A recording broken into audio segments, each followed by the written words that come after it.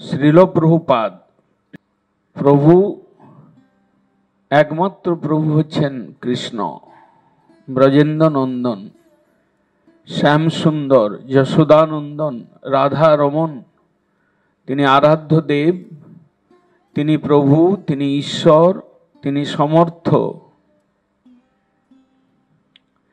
সেই প্রভুর পাদপদ্ম স্বরূপ যিনি, সেই প্রভুর পাদপদ্ম থেকে যিনি এসেছেন, আগত যিনি, সেই প্রভুর পাদপদ্মকে যিনি দিতে পারেন, তিনি হচ্ছেন প্রভুপাদ। বহু ব্যাখ্যা রয়েছে প্রভুপাদ সম্বন্ধে, কিন্তু প্রভুপাদ অর্থেতে তিনি প্রভুর পাদপদ্ম থেকে অবতীর্ণ হয়েছেন। প্রভুর পাদপদ্মের প্রবাহ, সেবা প্রবাহ তিনি প্রকাশ করবার জন্য এসেছেন।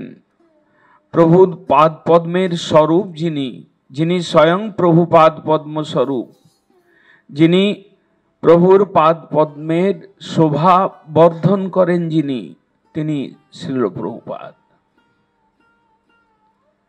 আমার গুরু, ওর গুরু, সকলকেই প্রভুপাদ বলা যায়, কিন্তু তিনি কি ভগবানের পাদপদ্ম থেকে এসেছেন? তিনি কি ভগবত ইচ্ছায় অবতীর্ণ হয়েছেন?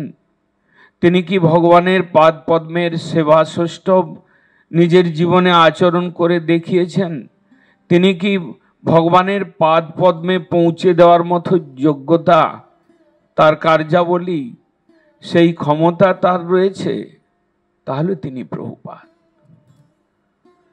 ভক্তি জগতে এইরকম এক প্রভুপাদ, যিনি জগতের গুরু, যিনি জগতের সকল জীবের হিতকারী গুরু, যিনি জগতের সর্বজীবের সর্বশ্রেষ্ঠ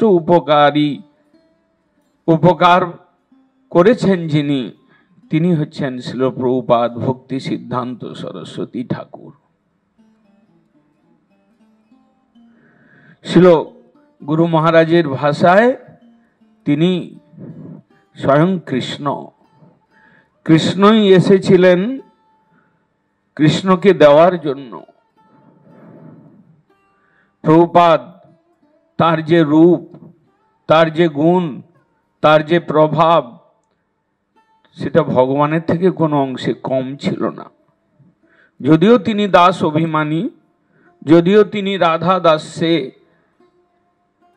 নিজেকে প্রতিষ্ঠিত করবার প্রচেষ্টা বাহ্যত দেখিয়েছেন, যদিও তিনি দ্বৈত দাস হিসাবে যিনি নিজের পরিচয় দান করেছেন, তথাপি তিনি কৃষ্ণ স্বয়ং, যিনি কৃষ্ণ দিতে পারেন, যিনি কৃষ্ণকে বিলাতে পারেন সকলের হৃদয়ে, যিনি কৃষ্ণ পাদপদ্মের সৌগন্ধ নিয়ে আসতে পারেন জগতের বুকে, তিনি প্রভুপাদ।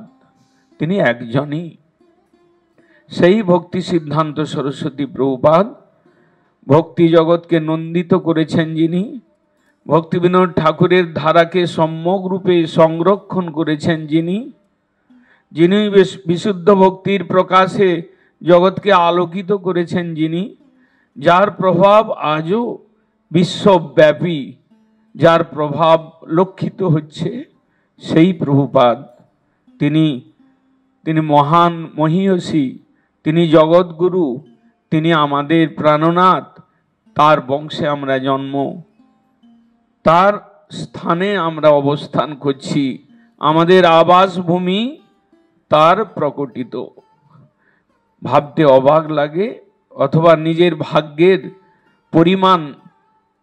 পরিমাপ করতে গিয়ে বিস্মিত হতে হয় যে সেই প্রভুপাদের বংশে আমরা জন্ম, সেই প্রভুপাদের স্থানে আমাদের জন্ম, সেই প্রভুপাদের স্থানে বসবাস করবার ভাগ্য আমরা পেয়েছি।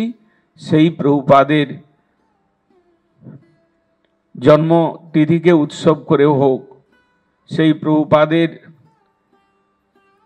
150তম আবির্ভাব তিথিকে উপলক্ষ করে হোক, আমাদের প্রত্যেককেই জেগে ওঠা উচিত। তার ঋণ শোধ করবার জন্য আমাদের প্রচেষ্টা করা উচিত। আমাদের যাবতীয় আমাদের দোষ ত্রুটি সেগুলোকে সরিয়ে রেখে আমাদের যে গুণগুলো প্রভুপাদের কাছে এসে আমরা পেয়েছি, ধরা পড়েছে, প্রভুপাদের বংশের আচার্যগণ আমাদেরকে যে গুণগুলো কৃপায় দান করেছেন, সেই গুণগুলো দিয়ে আজকে প্রভুপাদের সেবায় টগবগ করে ফোটা উচিত। আমাদের রক্তগুলো যেন টগবগ করে ফুটতে থাকে। রক্তের কথা প্রভুপাদ স্বয়ং বলেছেন, বহির্জগতে যেখানে রক্তের কথা মানে হিংসার কথা, প্রভুপাদ বলেছেন বৈষ্ণব, সাধু, সন্ন্যাসী তাদের চিৎ রক্ত রয়েছে তাদের বডিতে। তারা সকাল থেকে উঠে সন্ধ্যা পর্যন্ত ভজন করতে করতে তাদের রক্তটা চিন্ময়ত্ব প্রাপ্ত হয়েছে। সেই চিন্ময় রক্ত গ্যালন গ্যালন খরচা করে যদি মায়া সংসার থেকে 11 জনকে উঠিয়ে নিয়ে আসা যায়, এর থেকে বড় পরোপকার আর হয় না।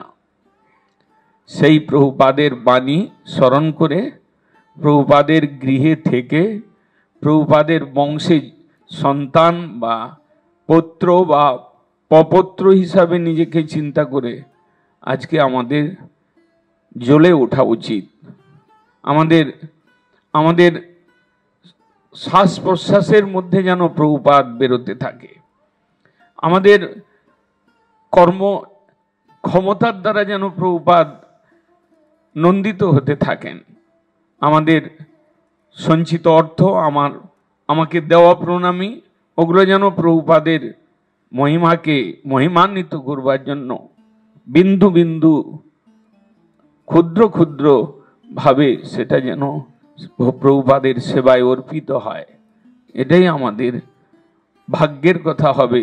কৃষ্ণ লোকে যাওয়ার পথের এটাই আমাদের উচিত পথ, উচিত সেবা হবে।